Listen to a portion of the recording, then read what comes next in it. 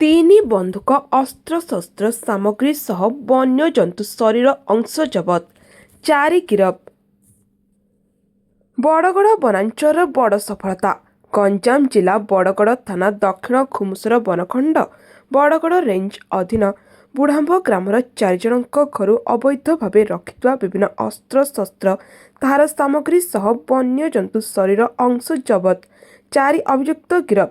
ଅଭିଯୁକ୍ତମାନେ ହେଲେ ବୁଢ଼ାମ୍ବ ଗ୍ରାମର ଆୟନ ରଇତ, ବୁଢ଼ା ସବର, ସୁବୁଧି ମଣ୍ଡଲ, ଜାକବ ସବର। ସୂଚନା ମୁତାବକ ବିଶେଷ ସୂତ୍ରରୁ ଖବର ପାଇ ଗତକାଲି ବଡ଼ଗଡ଼ ବନ ଅଧିକାରୀ ଅଞ୍ଜନ କୁମାର ନାୟକଙ୍କ ତତ୍ତ୍ୱାବଧାନରେ ଏକ ଟିକ ବୋରଦା ପଞ୍ଚାୟତ ବୁଢ଼ାମ୍ବ ଗ୍ରାମର 4 ଜଣଙ୍କ ଘରେ ଚଢ଼ାଉ କରିଥିଲେ। ସେଠାରୁ ଅବୈଧ ଭାବେ ଥିବା 3ଟି ଦେଶୀ ବନ୍ଧୁକ, କିଛି ଅସ୍ତ୍ରଶସ୍ତ୍ର ସାମଗ୍ରୀ ସହ ବନ୍ୟଜନ୍ତୁମାନଙ୍କ ଶରୀରର ଖଣ୍ଡିଆ ଅଙ୍ଗ ଜବତ ହୋଇଥିଲା।